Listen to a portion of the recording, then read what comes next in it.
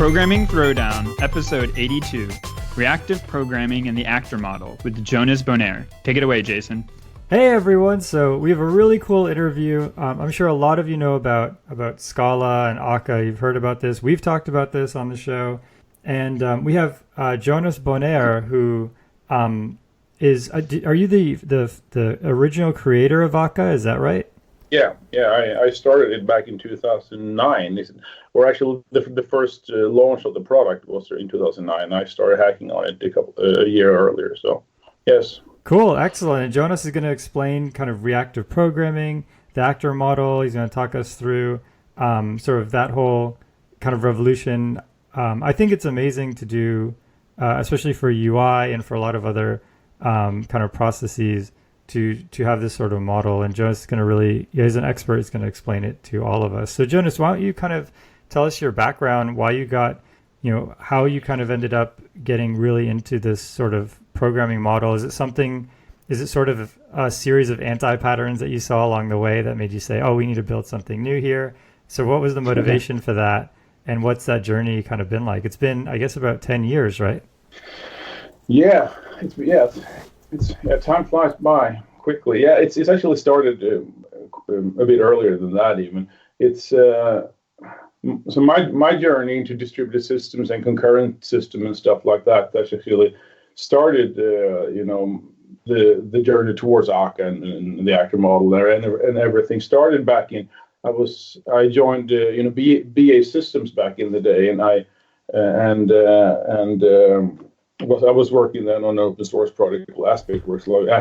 Aspect-oriented programming were quite popular back then. I don't know if AspectJ and stuff. AspectWorks was later merged with AspectJ and etc. Right, so there was a lot like bytecode weaving and having this sort of dynamic capabilities to Java and then any language that implemented AOP.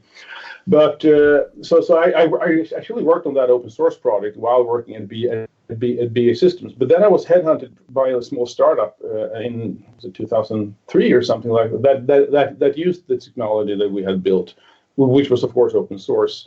A small startup in the valley called Terracotta, and they did distributed systems and essentially tried to sort of cluster the JVM underneath the JVM itself to make and maintain the programming model of sort of threads and locks and sort of stretch that out across a set of distributed nodes and try to do sort of all the messiness underneath to make that work. Essentially, if we should get geeky here, so the way it actually worked was that the sort of locks and sort of memory barriers were sort of translated into sort of transactional scope. So it was those transactions that were sort of maintained across the JVM, and they did that, completely transparently using aspect-oriented programming. So in that case, how do you and the tech that I had built? Yeah, how do you handle the data dependency there, right? I mean, if somebody's treating it as like threads, they might not be aware of that they have to broadcast all this data, right? Exactly. I mean, it's when I joined the company and actually when promoting it and stuff, we actually went quite far, selling people on the model. But the thing is that it was a completely broken model from the start, and that started to grow on me after being out at clients. We after a couple of years. We never really got it to work. No surprise. I'm now a firm believer of this sort of opposite way of approaching distributed systems, where you sort of embrace the network, you embrace the constraints of the network, and instead of trying to hide it, it turns. If you try to hide it, in my opinion, it turns into this leaky abstraction that leaks so much that it becomes more or less useless. We've seen this many times in the past with RPC and distributed objects or XA or anything like that. It's actually it works to the point where it doesn't work, and when it doesn't work, everything falls apart. Right. Where you have network disconnects, partial failures, you have really no idea how you can recover from. etc. So that made me completely lose faith in that model, and actually in general, the way I was sort of doing after that, I was doing consultancy on distributed system in Java in general. Embrace Corba and all the tools that they have, EGBs and all the tools that they have there. And it started to grow on me that all of this is just the wrong way of approaching the problem. And I went through this crisis in a way, and I started to sort of dig through a lot of research papers and stuff. And then it started. Then I chatted with a friend that had been actually all the way since school been programming in Erlang. He went straight to Ericsson, and Ericsson developed this language, this very esoteric and quite obscure language called Erlang. And I just when talking with him, I sort of realized that wow, this is the model I've been looking for. I mean, communication or distributed communication is first class. Where we have true isolation, failure can't cascade across components or across nodes, as we even seen, often in Java and things like that. And that sort of set me on the path. First, learning Erlang for real. So I've been tinkering with it back in school, and I of course knew what it was, being Swede and having friends using it, but I never really sort of took it seriously. But I felt like, of course, I can't program Erlang day in and day out. All my clients, my whole life is served on the JVM. Then I better find a way to port that model, because essentially the model, the principles, they're so good, over to Java, and that's how I started Akka. Back in 2008 was that. So. Oh, I see. So, are there any sort of did you encounter any sort of really fundamental limitations of or say differences between the JVM and Erlang that were like serious roadblocks for Akka, or was it more of like just a mechanical day in day out, let's get it done? Like, were there any like real technical hurdles there? Yeah, one of the things that people always tend to point out when they come from Erlang, and they're absolutely right about that, is that you can't have such a thing as true isolation on the JVM, because it is a shared heap, so sort of isolation is only by convention, but sort of trying to have a programming model that sets up the boundaries and tries to make it easy to do the right thing. And regardless, even if you use Akka, you can always use reflection and stuff like that to bypass that. And if you really, really want to shoot yourself, so that's one of the things that's hard. And also, things like garbage collection. Erlang has a garbage collection, but it has it like per actor. So it's not that. So you have more fairness, because you have control over the garbage collector. While since Akka runs on the JVM, there's really no control we have over such low level things, and sometimes it can be more of sort of long latency pauses and stuff like that. But of course, very often those can be mitigated by doing the right thing, and we try to sort of push people in the direction of doing the right thing. Not creating too much garbage and stuff like that. That makes sense. But still, it's not the same. It's not the same thing as an Erlang, where they have full control over everything. The VM is built with actors in mind, which is not the case for the JVM. So in the case of Akka, I mean, you could have all the actors running in separate processes, right? Then they right. would, but that probably has its own expense, right? Yeah, no, we don't do that. We sort of. So the way it works, if we should go into how into the actor, should we first explain the actor model? Yeah, that's a good point. So maybe let's spiral back a little bit and talk about what is the actor model, what is reactive programming, kind of how is that? If someone comes, let's say they're in first year of university. They've taken system software and they've written some code in C, and they say, what is the actor model? What does this mean? Yeah, Sure. The actor model is actually quite old. I learned it from Erlang, but Erlang took it from papers by Carl Hewitt, and that he wrote in I think back in the early 70s or something like that. Mm-hmm. I don't remember the exact date when the first came out, very early in the 70s. And the actor model it's a complete computation model. I mean, Turing complete, like Lambda calculus is a sort of foundational computational model.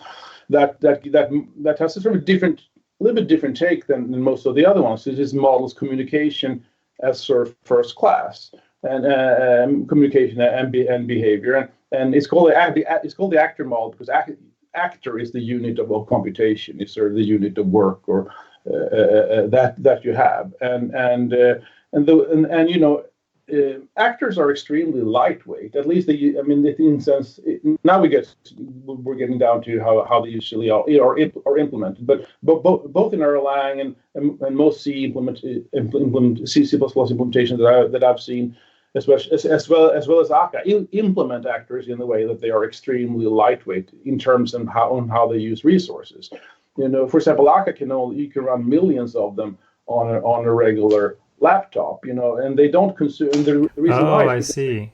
So it's almost like a green thread, like a green thread or a coroutine or something like that.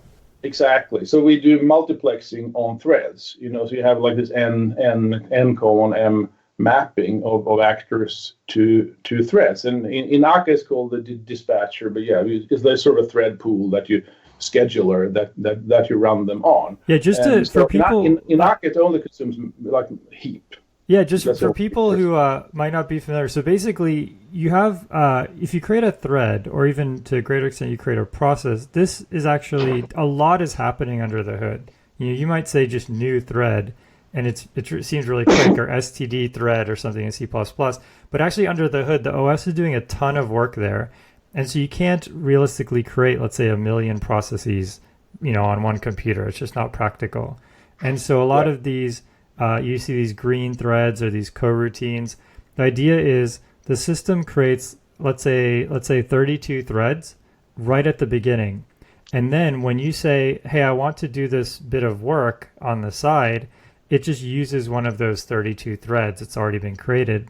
And if you try and do 33 things at the same time, that 33rd thing just kind of sits in a queue. And once one of the threads is free, it starts, offloading that queue. Right.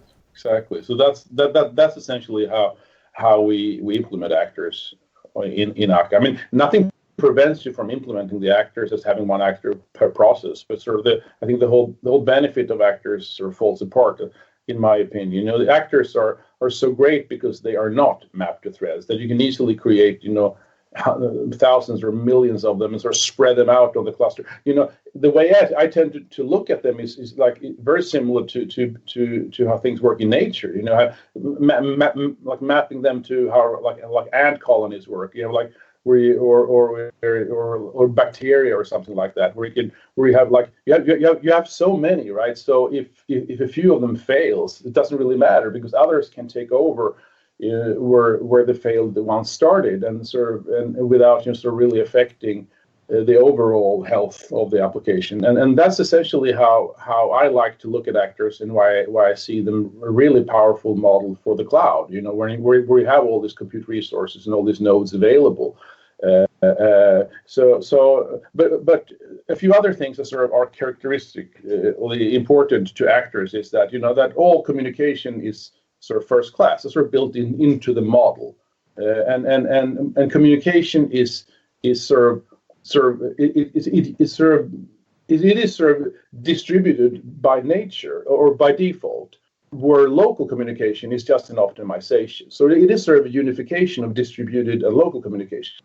It means that they both look the same. It looks the same if you communicate with an actor that sits right next to you, or lives in another node or in another data center. It looks the same, and this is what we mean, what we call location transparency. And one of the benefits of that is that if you have a reasonably advanced runtime underneath here that sort of understands how actors are being used, and which ones are overloaded, which ones are underutilized, which ones are actually failing now and stuff. that runtime can optimize these things by moving the actors around. And sort of this is sort of, in my opinion, the key to location transparency, that the cluster can sort of optimize itself by shuffling actors around on different nodes without the experience from the user perspective, the client. He never really has to even know that is going on, and that's a lot thanks to the dynamicity of the actor model, that the actors can serve. One thing that I didn't say is that the way you communicate with an actor is usually through some sort of reference. In Erlang, you have what is called the PID, the process ID that you send messages to or communicate with. In Akka, we have what is called the actor ref. So you never communicate with the actor directly, but only through this sort of proxy or this reference. So this means that the actor can live anywhere. And this sort of level of indirection also gives a runtime the opportunity to manage failure in a transparent way by sort of failing over to other actors, even on other nodes, or to route messages, to other actors of the same type and things like that. So that's a very powerful thing, and this is also leveraged in the failure model. So that is sort of one of the key things also that I see from the actor model, that it has this notion of supervision, that actors watch out for each other. There is completely masterless, decentralized. There's no special nodes, no special actors or anything like that. But each actor can watch out for other actors. And if his buddy sort of dies, he will get a notification and say, "Oh, your buddy died. What do you want to do about it?" And then he can sort of choose to escalate, because it might be above his pay grade what to do. He perhaps didn't sort of create the actor or and stuff like that. So then he escalates up the hierarchy, or he might decide to do something about it and restart the actor or take over his work and things like that. And all that can be done, thanks to isolation. That these actors are completely self-contained, autonomous units that doesn't have any strong coupling with anything else. So basically, the end user could build, let's say, some checkpointing at the actor level, and then if they say, "Oh, this person that I was dependent on, is supposed to give me 10 units of work," and they gave me 5 units of work and then died, I could use my checkpoint to sort of go back to an earlier state where that person hasn't given me any work, and then reboot them and kind of can keep going. Exactly, and things, everything. So the way normally organize it is just like an organizational hierarchy, that you have like bosses or whatever you want to call it. Like we call it the actor parent. So any actor can be a parent by simply by creating workers, and by escalating sort of when you receive a notification, a message from one of your workers, then you can choose to do something about it or escalate up, and you can also have this sort of sideway error notification, because it might not be you that created the actor, but you might be dependent on him, right, or something like that. So then it's also interesting to get a notification that the worker that you're dependent on, or the actor you're dependent on, it failed. And you need to encode this type of a cursor or indexing in the protocol, of course, so you know where you were or where you when you died. But usually, I mean, if you retain that information, that can be sort of relayed up to the sort of parent, and the parent can then sort of kick off yet another worker and resume in him where the other one failed, so to speak, if that makes sense. Yeah, that makes sense. So how does this work with respect to sort of data flow? Like, let's say you're like the play framework, for example.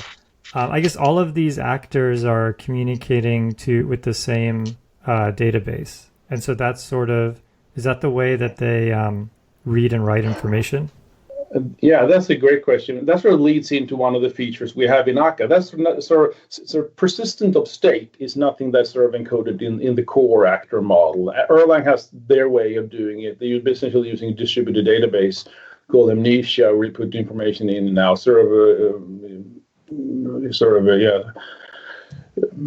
a key value store, you can say, which is a little bit more than that. While in we have taken sort of another route where we based our persistence on event logging. So each actor, if you choose it to be persistent, has an event log in which it stores the events that it sort of receives.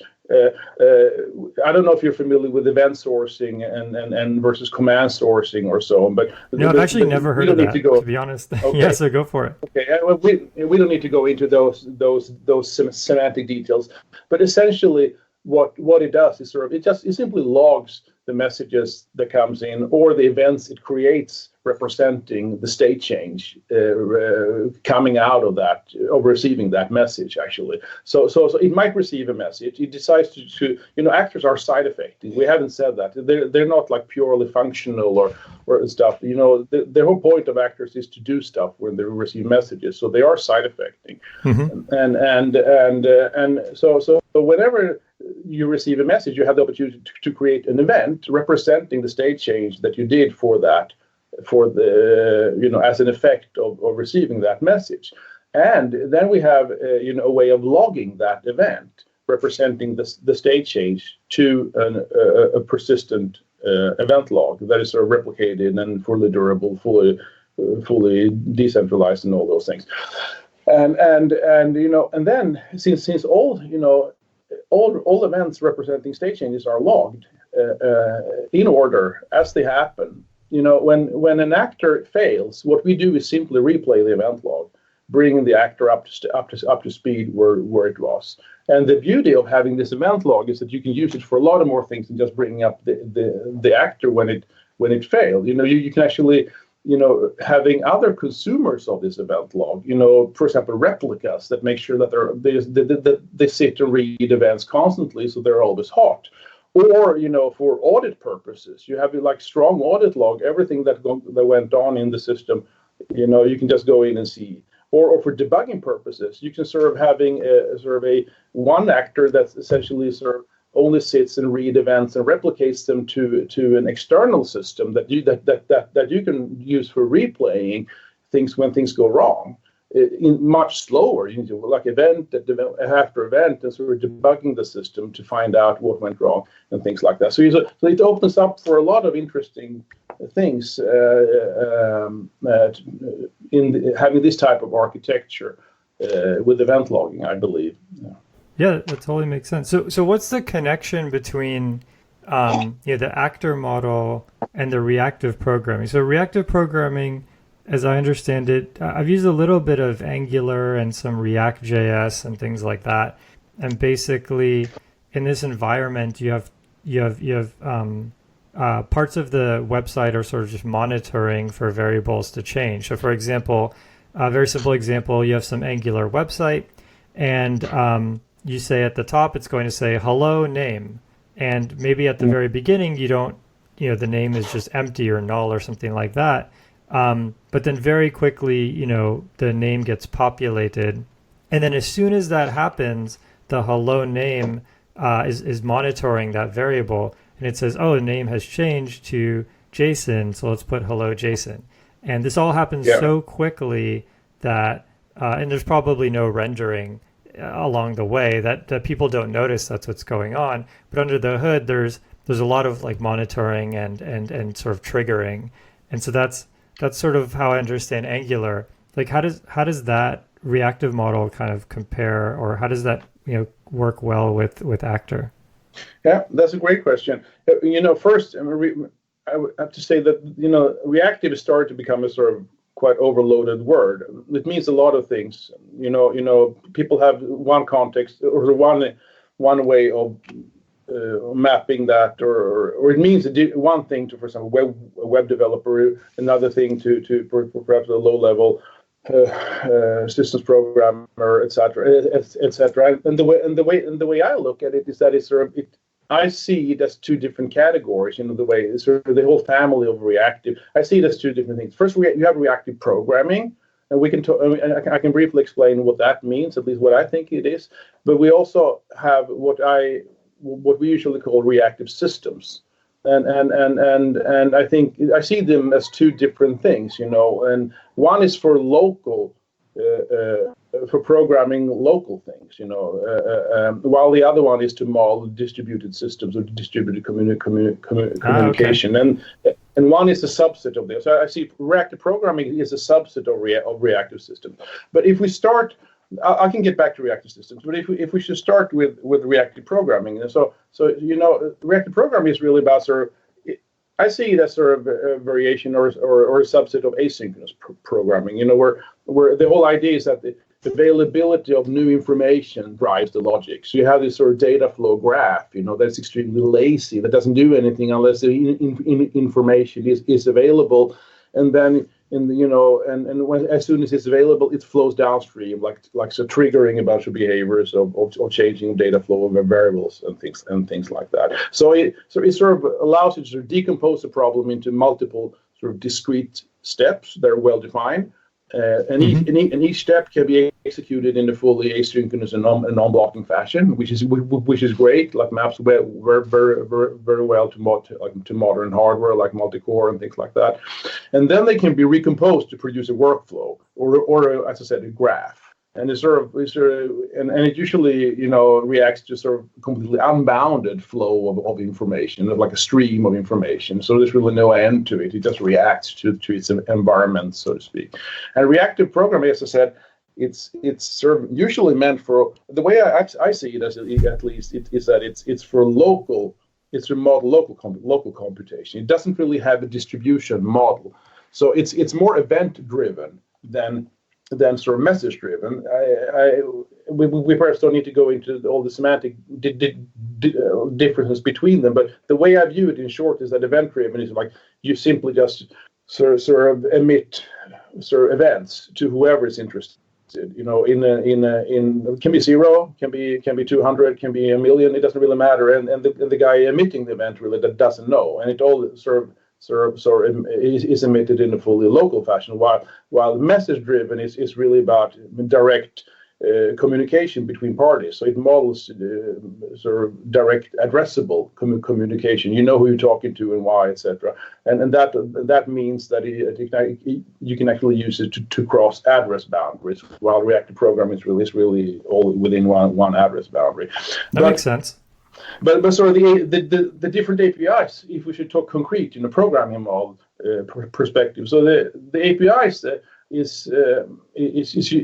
you can sort of categorize into two different groups. I mean, one is sort of callback based. That's sort of this old Node model, or old, it's like older than that, of course, but Node popularized that. We have sort of this event loop with sort of anonymous side affecting callbacks, or the sort of reads event from event sources, but the other one that's sort of becoming more popular now is a more declarative model where you use functions, you use function composition, and things like map and filter and fold and things like group by and these things, and that's sort of the approach that also most of these like distributed streaming products have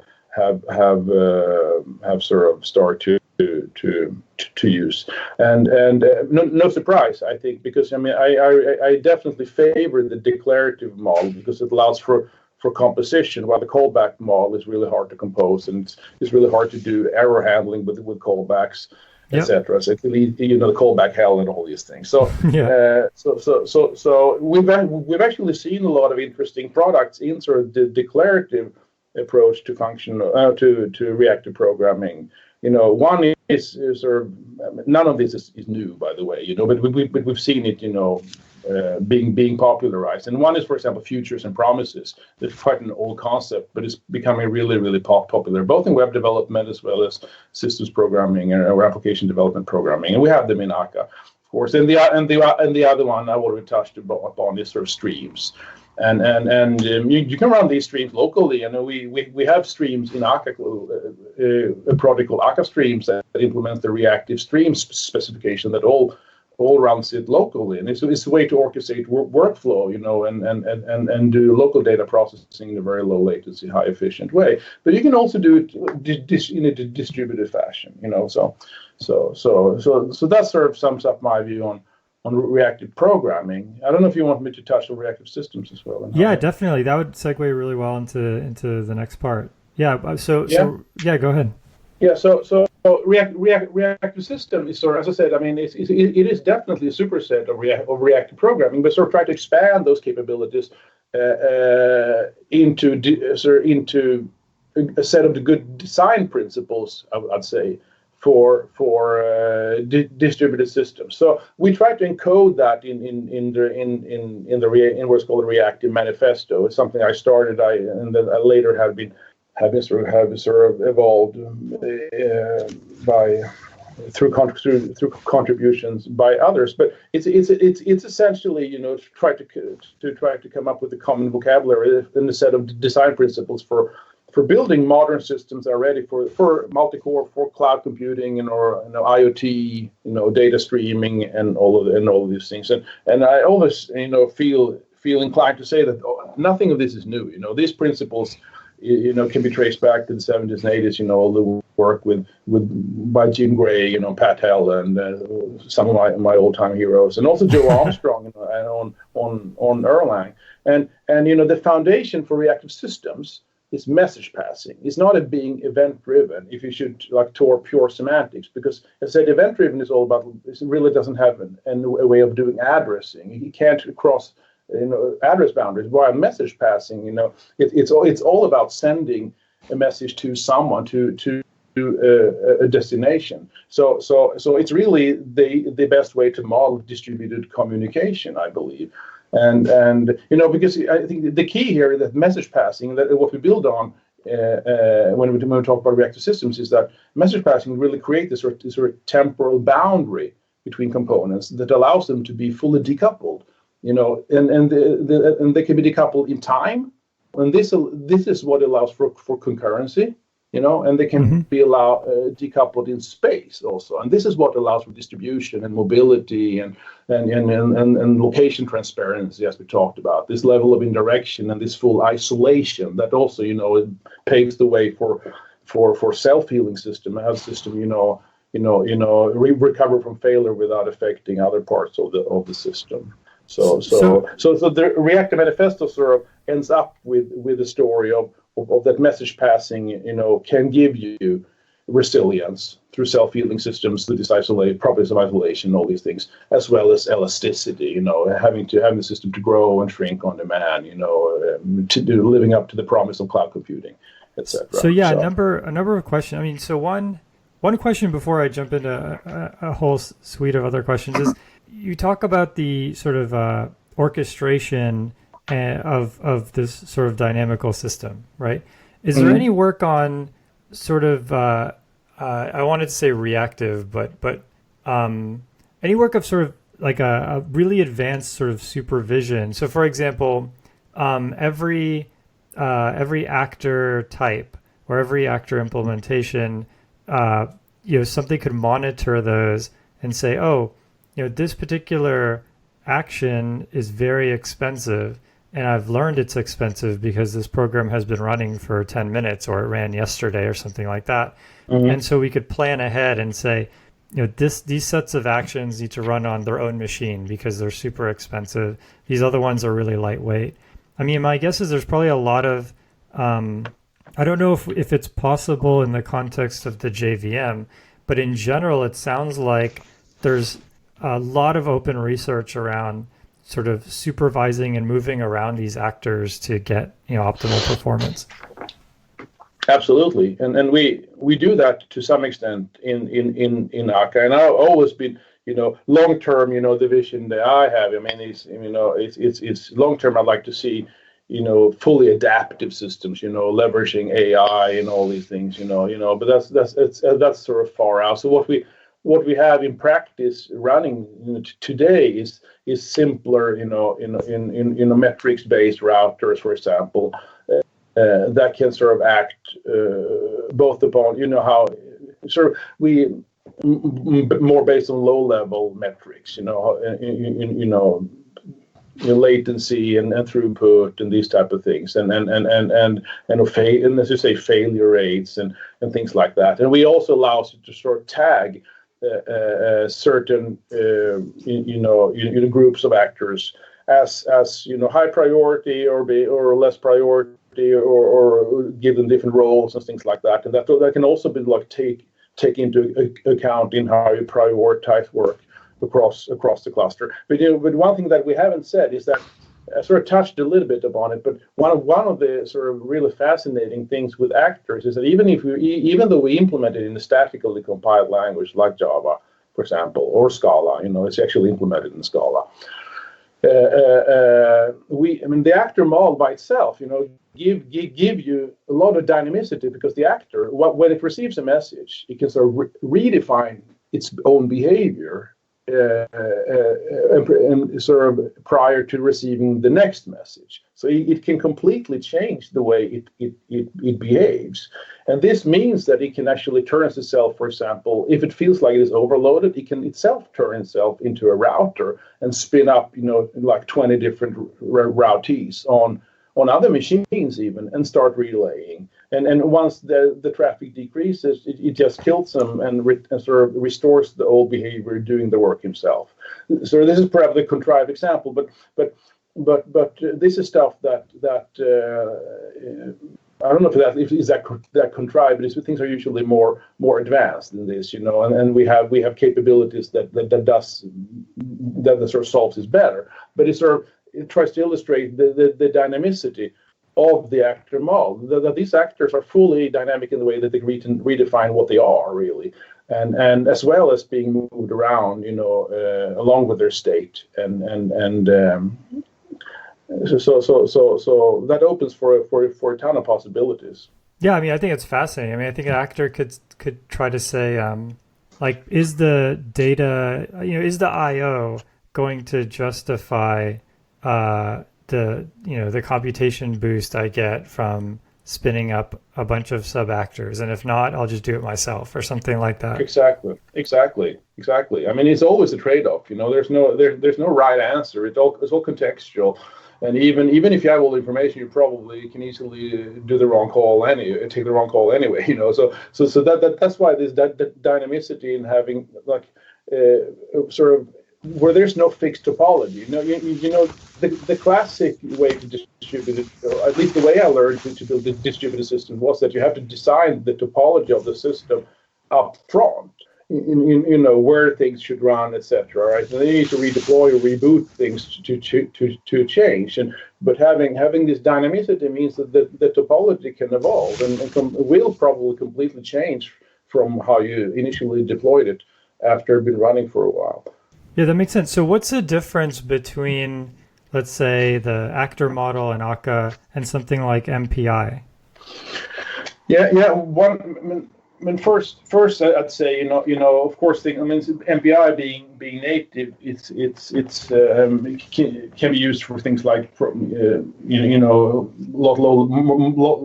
lot more low latency. It doesn't have the overhead of the garbage or the unpredictability of the garbage collector, things like that.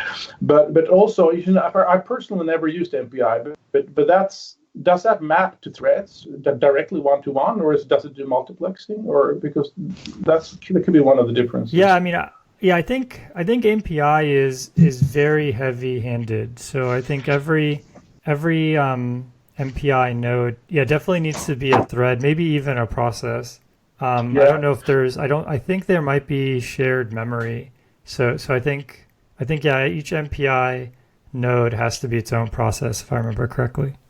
Yeah, so I'd say that, there's nothing wrong with that model. That there is a certain case of use, a certain class of use cases that fits that model by having, essentially one worker,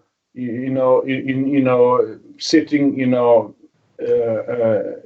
the same place, so to speak, with all the caches hot. There's no sort of context switching at all. You can just do all the work that you give it with the lowest latency and as possible. That model is great when you have a limited number of workers and a static number of workers, where that you have, for example, 10 workers or 5 workers. So you just want to hand out work and have them go as fast as they can possibly do.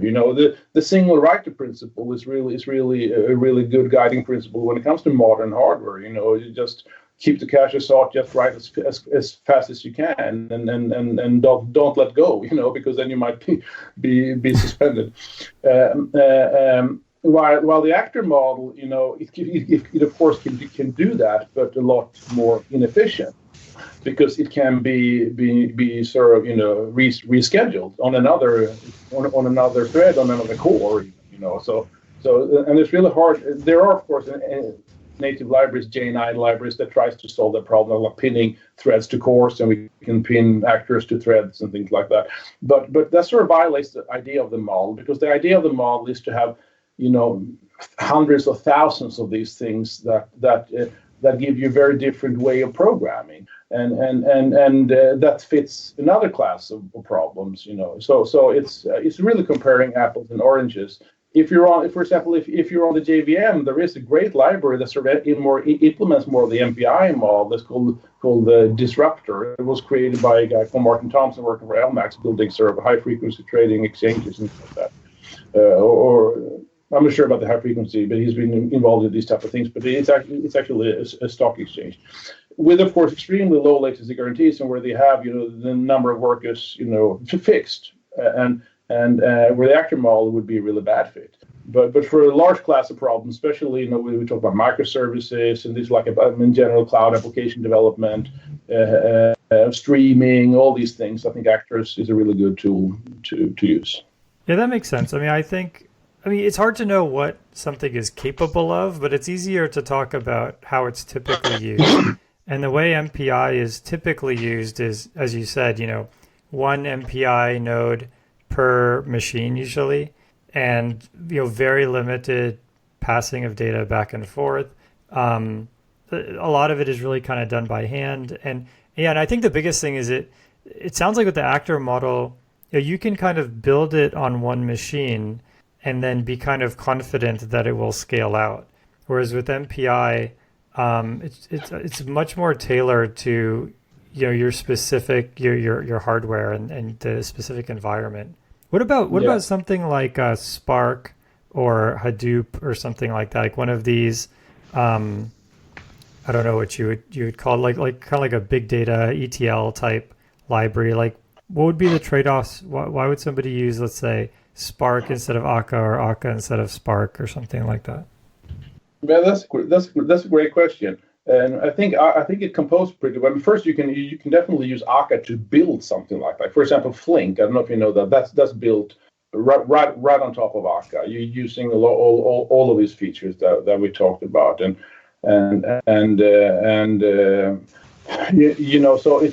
so it's more of a low-level programming model when you only talk about the actor part of Akka. But what we have added is a lot of things on top. We have Akka cluster, for example, that's sort of peer-to-peer gossip-based clustering, similar to Dynamo, or Cord, or I don't know what you're familiar with in terms of research papers, but similar to Cassandra, masterless, fully decentralized clustering, and another tool that sort of ties into the streaming, as I said, is the Akka Streams library that gives you a great toolbox to do quite advanced streaming, fanning out, fanning in, doing like data processing and things like that. But we have chosen to only support local processing, focusing more on very, very low latency and high throughput. So if you want to do distributed stream processing, of course you can use something like Akka, but you will have to build a lot of things yourself. You can perhaps stitch together. We've actually have support for that called Streamrest, where you can sort of stitch together Akka Streams nodes, local Akka Streams node across the cluster.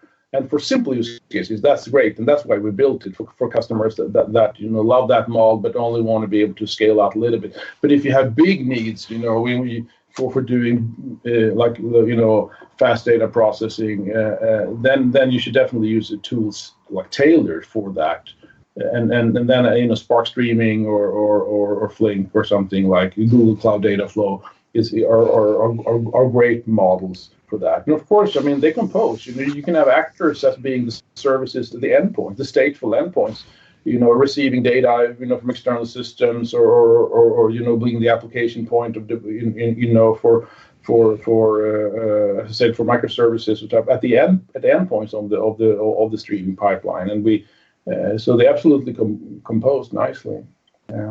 That makes sense. So one question about the actor model: do the actors? So one thing that I think makes this a little different from something like Ray or one of these other systems is I think the actors can actually send data before they have sort of terminated. So most of the time when you have these kind of systems, at least I kind of think of it as sort of this functional thing where I send inputs to some process and I get back outputs. And so that can fan out however it does. But with the actor model, something could be running maybe even perpetually, and it's sort of like a permanent thing that's getting data, sending data, you're getting messages, sending messages back, but it doesn't have to be just sent back on termination. And I feel like that opens a lot of opportunity. Yeah, it's really good that you point that out. I should have said it that one of the sort of the area where actors sort of shine is that is in being long-lived, addressable, stateful objects. In long-lived meaning that they outlive the context, application context, or scope, stuff like that. And addressable means that you have a stable reference that you can always send message to them. And stateful is probably the most important thing that how it sort of distinguishes from a lot of these other concurrency constructs like most data flows, and I mean they're stateful within, but they terminate and then it's the end of that, or futures that you can have one value, but they're not really stateful in the sense that they are long-lived, addressable, stateful things. That's really how I should use them. If you only have a need for stateless, essentially stateless data processing, then I would not use actors. There are better tools for that. I will use some sort of stream processing, some sort of data flow graph, or rely on futures or future promises or something like that. Even for local computation, I wouldn't rely on actors. But as soon as you have this exact need that you point out, then actors are extremely handy. So how does that work when you say they're addressable? Like, is there almost like a DNS type thing going on when you start an Akka system where you can say, give me worker 23 or something like that. I want to send them a message. Exactly. And it will figure out a way to do that. Yeah, exactly. If you the way it works in Akka is that if you just use Akka actors, it doesn't give you any DNS capabilities, but it also starts from the top level actor that creates actor, and then you need to make sure that you pass along the references that needs to serve that each actor needs to have, as well as when an actor uses another actor, its reference is actor ref. The handle is passed along. So you can just store away that and communicate back, etc. So that's how you can populate things. But that's of course very limiting, and so one of the features with Akka cluster that adds, the clustering capabilities is what we call sharding. Akka cluster sharding, and that essentially gives you what you ask for. You have this essentially the addresses where actors are sort of gossiped around, and that can change. You can have sort of consistent hashing. Sort of consistently hand out actors. Across the node ring, the set of distributed nodes in the cluster. And when nodes leave and go, that needs to be repartitioned, So and actors would then be reallocated or moved around, and that information, or the new sort of DNS or addressable information will be gossiped around, so everyone has the latest news, so to speak. The address table. It sounds like the problem of I need a shared, let's just say a key value store. We could treat DNS as a key value store. Like I have this sort of shared key value store that needs to be replicated among all the actors. That sounds like a hard problem. I mean, it sounds like, I mean, there's conflicts that could happen. Someone could just find out about a actor and that actor's already dead or something like that. It almost seems like there's a lot of complexity around having a consistent key value store that's gossiped among all the actors. Like, how does that actually work? Absolutely, you're right there, and we rely on both like old and recent research there. As I said, this epidemic gossiping is based on sort of not reasonably old papers now, and the same thing as the failure detection algorithms and things like that. But when it comes to replicating of the state, we rely first on vector clocks, which is it's a quite old thing invented by, was it Leslie Lamport back in the day? No, perhaps, yeah, I don't remember. I think so. Yeah, he invented Lamport clocks, and then someone else invented vector clocks on top of that. But anyway, that's quite old. But we also rely on quite recent research when it comes to disseminate sort of state. And that is something called CRDT, so like conflict-free replicated data types, which is quite recent research, which actually, vector clock is a CRDT, but CRDT sort of generalizes that by giving you a way of expressing state that sort of in a fully monotonically increasing fashion with a merge function that that it will always merge. So it will always. It sounds similar. Sounds similar to like this operational transform type stuff, where you can forward port any of these ideas. It's very similar. It's sort of, I think it was parallel research. This CRDT was I think started by Mark Shapiro at Microsoft, while this operation transform was a Google, right? So right. I think it was sort of done more or less in parallel. But CRDTs have sort of exploded in the research arena after the initial papers, and there's now models for modeling CRDTs that are not just the simple things like registers and counters, but also things like maps and sets and even to some extent graphs. So you can model quite rich data structure as long as you adhere to the rules, and be sure that they are eventually consistent for sure. They're not strongly consistent, but you can be guaranteed that they will always converge eventually, So you have strong eventual consistency. That makes sense. Yeah. So just to sort of tie it back to something everyone knows. So if you talk about like Google Docs, so you have a Google Doc, you're editing it, your friend is editing it, and let's say you both go to the same cursor and you both hit delete at exactly the same time to delete some character. Then what's going to happen is one of you is going to arrive first, and that delete is going to take effect. Then the second person shows up with the delete. And basically, to sort of simplify this, there'll be some bookkeeping going on. So we know that when that person hit the delete key, we know sort of their state when they did that. And so the system can sort of modernize that delete or bring it forward in time. And when it does that, it will encounter the previous delete, and it will say, oh, this person didn't really intend to hit delete after that delete. They intended to really do the same thing. And so we'll just not execute that second one. Or we'll figure out some way to amend it. If someone deletes a letter and at exactly the same time another person deletes the entire line, then we'll just delete the whole line.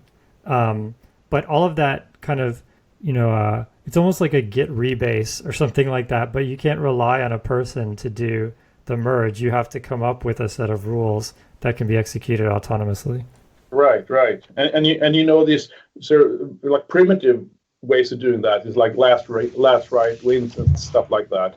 Is usually not sufficient because you will have data loss. Right. And a lot of key value stores implement it like that, which is quite fascinating. While others, rely on things like vector clocks and even CRDTs to try to actually do proper merge without discarding data. Cool, that makes sense. So as far as recovering from node failure, is that something that kind of Akka pushes on the user? So I guess Akka provides the user with a notification of a failure, and then the developer has to figure out sort of how to reconcile that. No, that's not the way it works. I mean, so if the user, if you move, when it's a user, if you then mean a user of one of the actors, as I explained earlier, you have this level of interaction. You have the actor rep that you talk to, and you never really see or touch or know much about the actor unless you use monitoring software, of course, which you should. but from a programming perspective, of course you can subscribe to, as I said, events on how the actor is doing, but you don't have to do that. Since the responsibility of recovering from failure is solely on the runtime, it's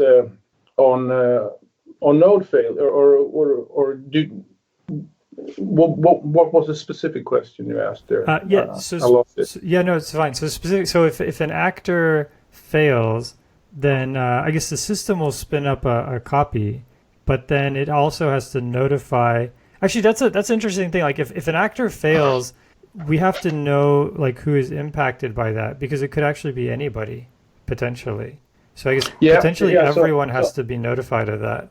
Yeah, everyone that has, essentially the way it works is that, and it can be any number of actor reps, and sort of references to that actor, and if an actor fails, it can be, of course, restarted on the same machine very quickly. But the bigger problem and the more common problem, or perhaps not more common problem, one is user error normally, or running out of memory or something like that. But the more interesting problem is probably on node failure, where the whole machine goes down. And what's happening then is that we rely on Akka cluster there to do failure detection, and that's of course a really hard problem, because there's very easy to have like false positives. Then you might think that the actor or that the node that you're communicating with, we do sort of heart beating, pinging around, and heartbeats might be delayed for various reasons. It might not be that the node failed. It might be that it's just doing garbage collection because we're on the JVM, so it's just really, really slow and it's busy. Or it might just be overloaded with user requests. Or there might be a temporary network glitch so the node is still alive, kicking. And it, that's really hard to do. So we have heuristics, and we have, ways to sort of define certain thresholds for these heuristics. But if based on these heuristics, we have to sort of decide that that node is down. Then we have sort of different algorithms in order to how to resolve that. It can be that we're sort of basing it on. First, I have to say that the problem might, in most cases, is a problem of split brain. That you actually have it's actually only a network disconnect. You don't know, but it might be that it's only a network disconnect, or splitting up the cluster into two different halves. And then you have another problem, which is which sort of side of the data center, should you let keep running, and because if you like just only sort of spin up all actors on both sides, thinking that the other half is down, then you run into the problem that you have duplication, and you can run into all kinds of data consistencies, right? So you need some sort of intelligence here to do a good sort of take a good decision. Like one of the half of the cluster then needs to decide I'm out, and the other half won, or vice versa. And there are different algorithms for that, and we have. We don't need to go into specifics, right? But they're all based on your needs for the use case. One example might be that there is one critical actor that you absolutely need for the system to function to be on one side. And then of course that system wins, even though you only have two actors there, or two nodes there, and 200 on the other one. Sorry. It's really bad luck, or it's like simple majority wins. Where the majority of nodes will win while the smaller cluster has to reboot or hold. So this is really a hard problem. But once you detect that, it's really about sort of resuming the actors on the healthy nodes, and repartition the cluster to have sort of a balanced sort of allocation of actors on the nodes that are still running, and sort of also sort of gossip around the new address information. So all the actor refs in the cluster, meaning all clients, can start using the actors on the new locations. And from the user of these actors, they should never find out, apart from the latency, of course, it takes for this whole process to happen. It makes it seems like to sort of program in a defensive way, it seems really important to like segment the data you're receiving from each actor. So like, for example, a degenerate example is where you spin up a bunch of actors and let's say they send messages to you and your job is to just concatenate all of these messages or accumulate all of these messages, right? Maybe they're sending back numbers and you're just adding them up. And so you've added up, you're up to, 1,027, and then an actor dies. Well, now you're kind of in trouble because you don't necessarily know you can't separate the contribution of that actor from the other ones. And so unless that one happens unless you have some way of restarting that actor at exactly the right spot, then that death needs to sort of cascade upwards because you're inconsistent, right? So it seems like people have to program in a way where they're keeping track of who said what, and that way they don't end up in the situation where they can't recover, right? Yeah, the way it's usually solved is by using event logging. Then the actor doesn't need himself to keep track of that, but whatever made it to the actor, or more, whatever the actor has actually done, is persisted. So he knows exactly where he was when he died, because he can just replay the log, bring him up to speed, and continue to take on requests.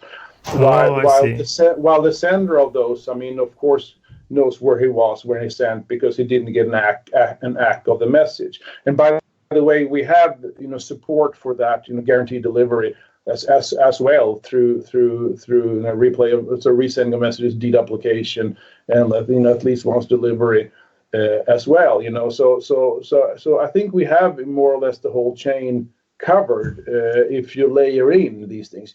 This is also one of the core philosophies of Akka, is that the bare bones actor don't have any guarantees. It's fire forget, you're on your own, and that's simply because that's the most performant, and that's the least expensive, and some might want that. So why should you pay for more than you absolutely need? But we then have layers that you can sort of layer in terms of reliability. For example, when it comes to communication, you essentially just use a sort of mix in or in a trait called at least once delivery, that does what it says, at least on once delivery, deduplication, and resending, retransmission of messages, etc. So give that reliability when it comes to the communication. That of course costs a lot.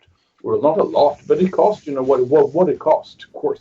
Right. And but you don't need to write it yourself. And when it comes to on the consumer side, we as I said allow you to layer in event logging, which of course also has a cost, because it needs to go down to disk and commit every message, and in order to do that in a strong, consistent fashion, it needs to wait until you have committed the message, down to a reliable medium, which is pluggable, by the way, so you can plug in almost anything you like.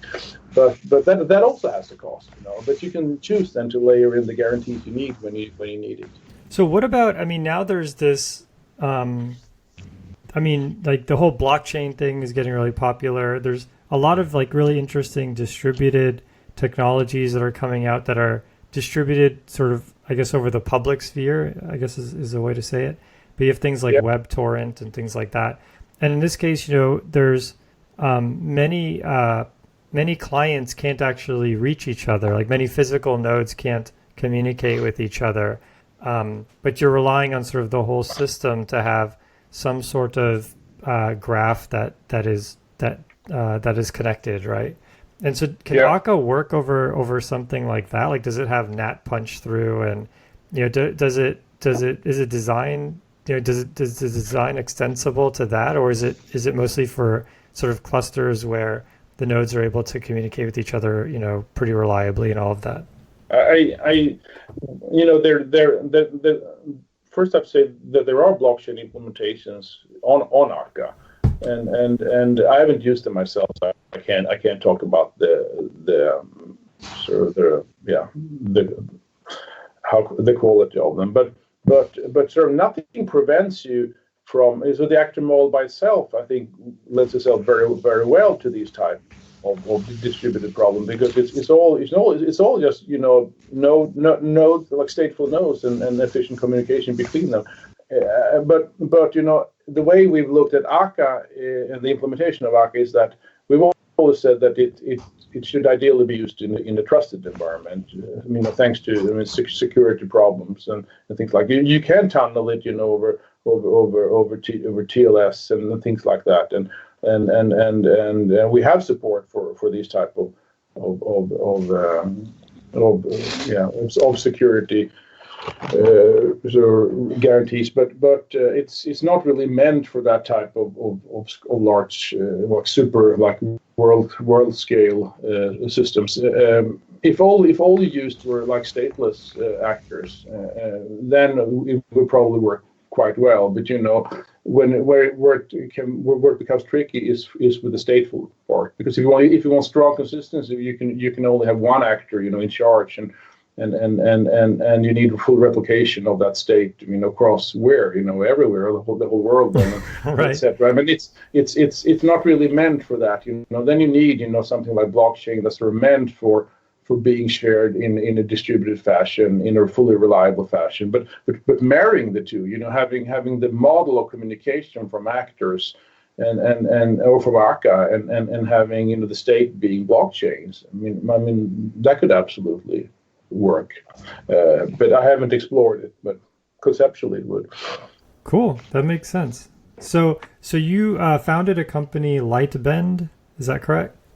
Yeah, it's a company that when I started Akka about 2009, I had no intention to start a company, but it immediately became extremely popular, and I realized I had to start doing consultancy on it and take support requests. So I started a company in 2009 called Scalable Solutions.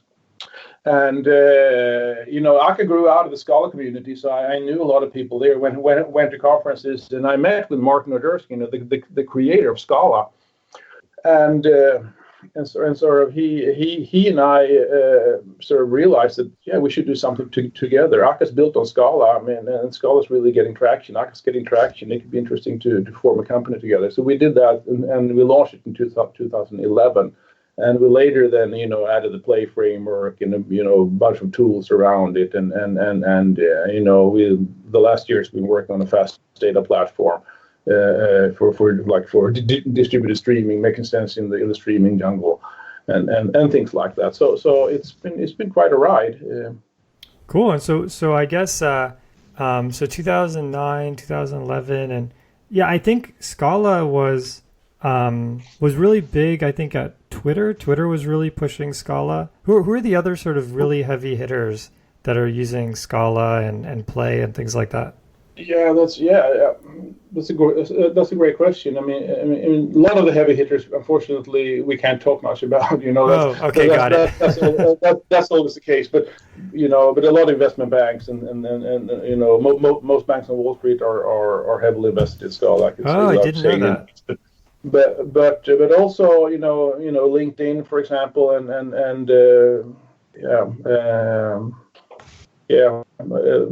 lot of the different like social media and also retail. There's a ton of clients. I sort of Cool. I don't exactly know who I can mention, without sense. That makes sense. That's why I'm hesitant. I can sort of list along, but then I might say something that I shouldn't say. So that totally makes sense. But absolutely, there's a ton of because it is this, even though Scala is of course open source, it is this intersection between what is just a user and what is a client. But Scala's really been taking off immensely. I started using it in 2006, I think. It was quite.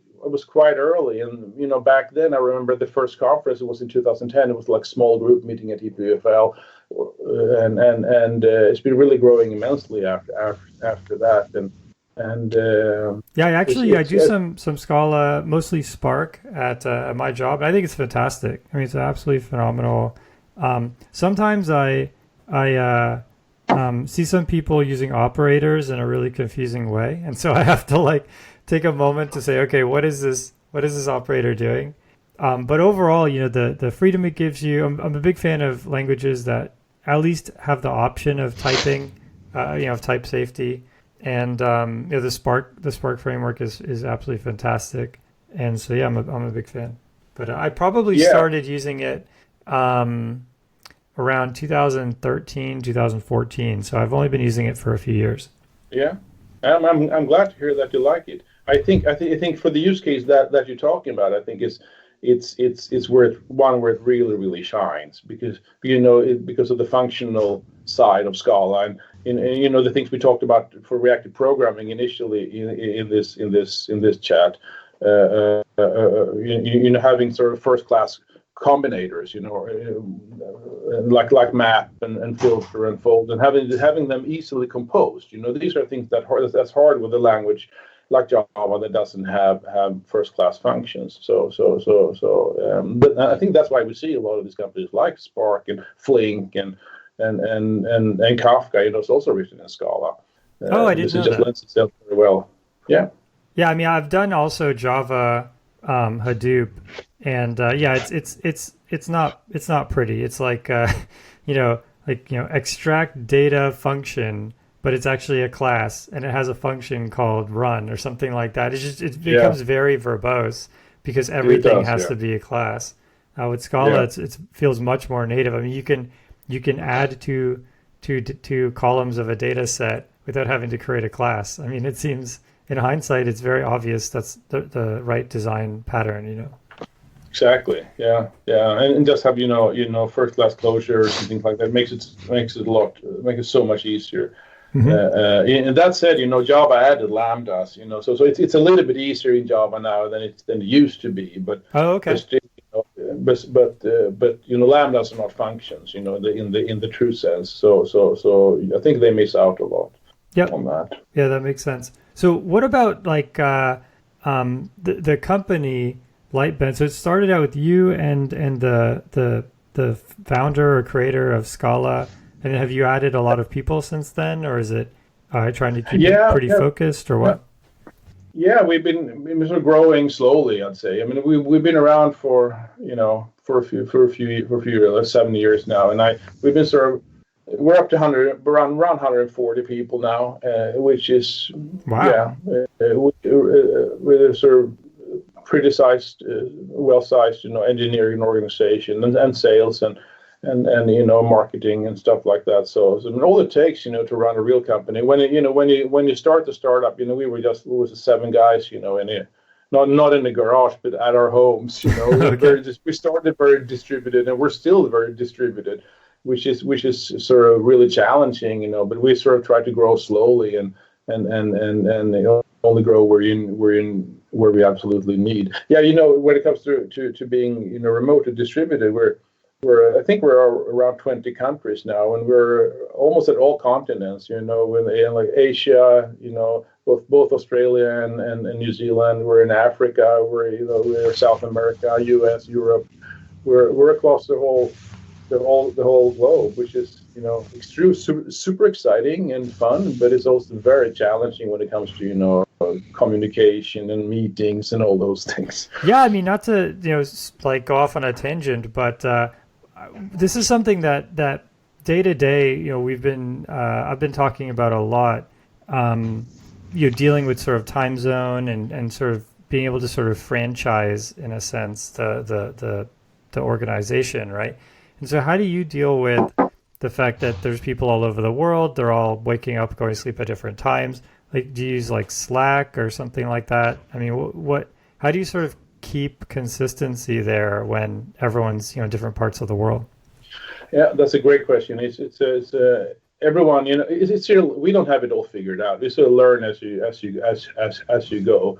sort of one of the guiding principles that I've had, when building the company from the start, is that there is no such thing like remote employees.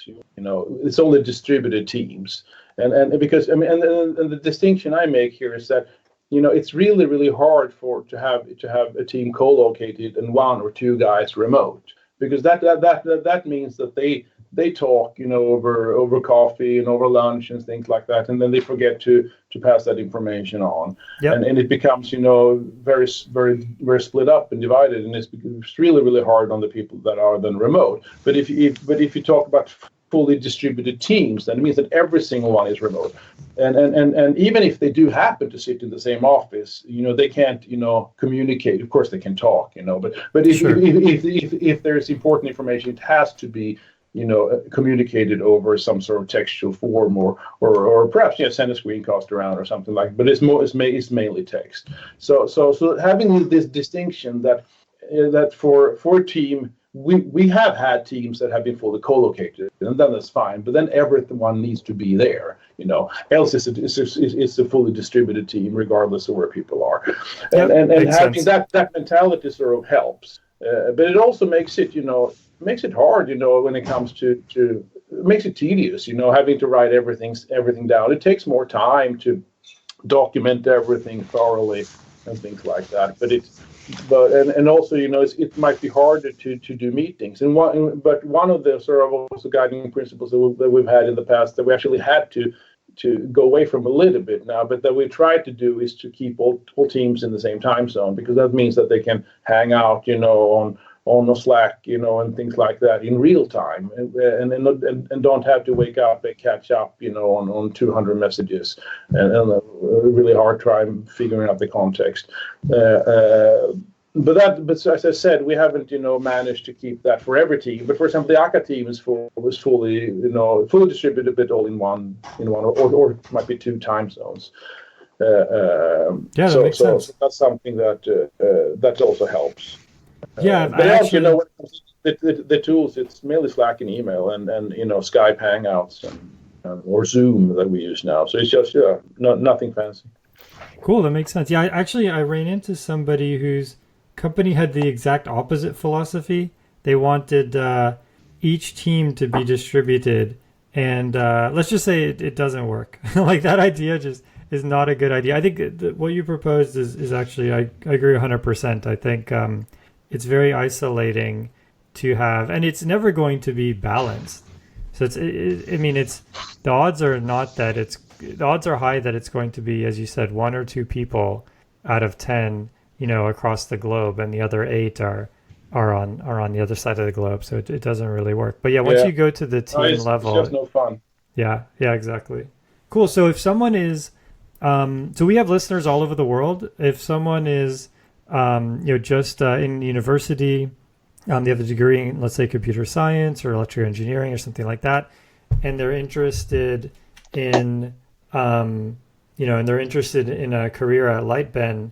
Sort of what opportunities are there? We're actually surprisingly, a number of people have reached out to us and said they literally ended up finding jobs with people we interviewed, which I was pretty shocked. I didn't really expect that, but it turns out this is actually a really good medium for people who are, especially in university, but in general, just engineers. And so what sort of opportunities do you have at Lightbend, and what does that look like?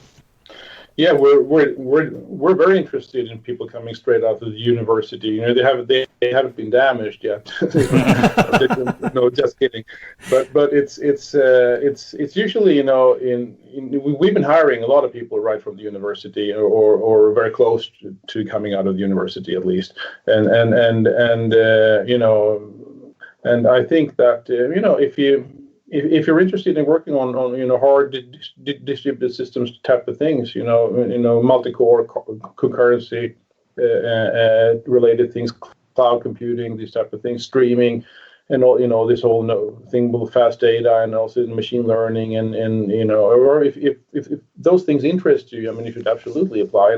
And since we are so distributed, it's if you're the right guy, I mean, then we'll hire you wherever you are, more or less, because we have teams that are across all time zones. So it's all the way, from Japan, and far out of Asia, Australia, New Zealand, all the way down to South America, and then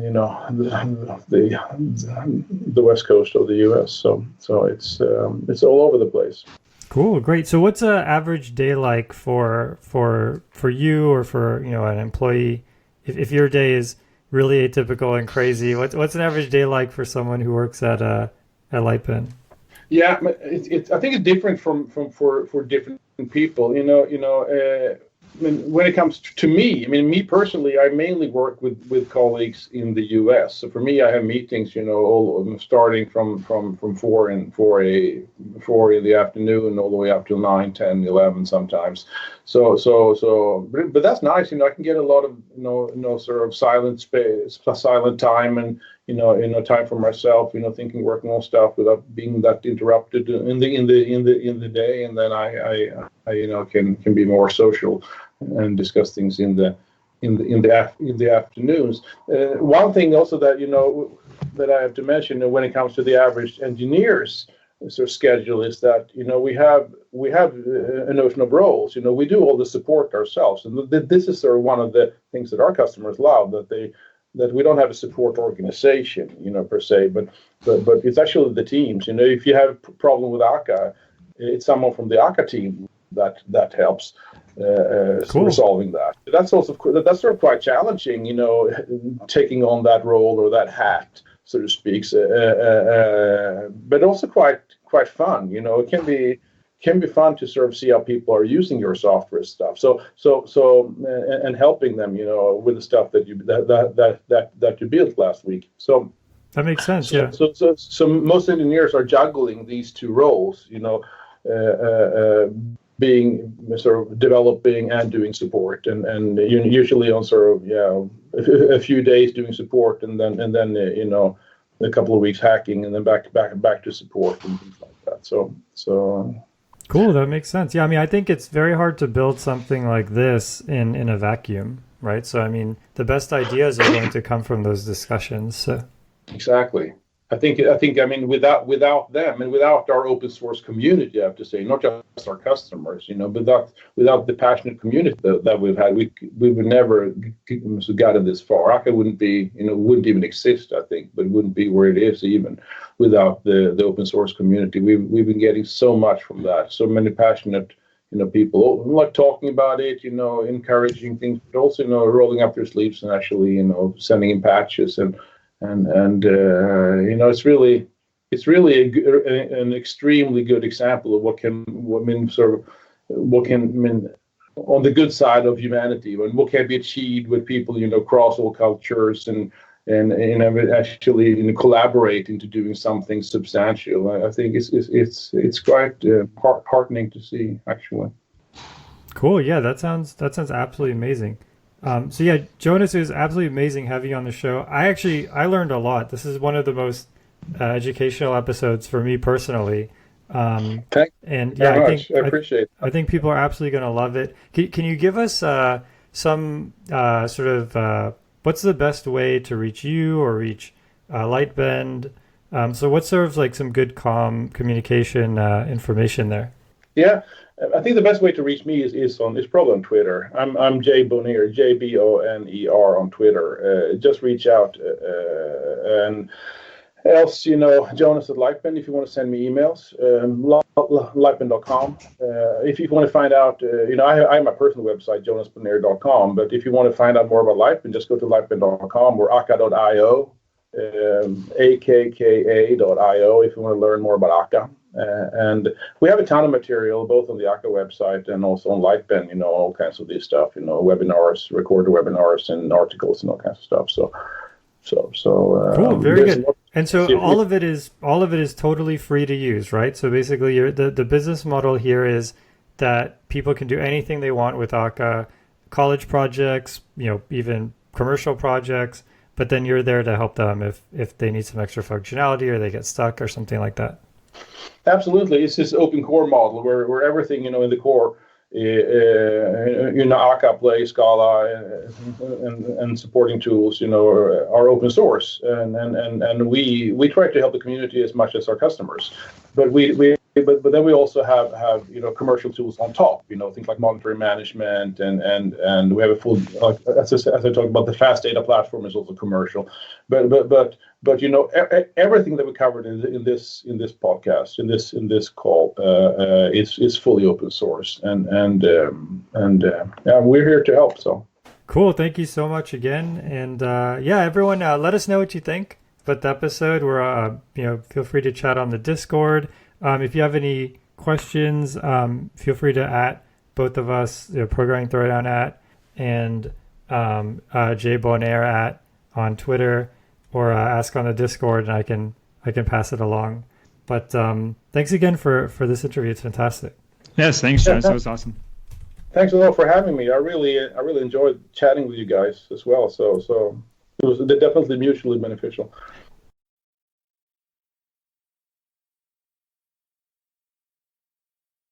The intro music is AXO by Binar Pilot. Programming Throwdown is distributed under a Creative Commons Attribution Share-alike 2.0 license. You're free to share, copy, distribute, transmit the work, to remix, adapt the work, but you must provide attribution to Patrick and I, and share alike in kind.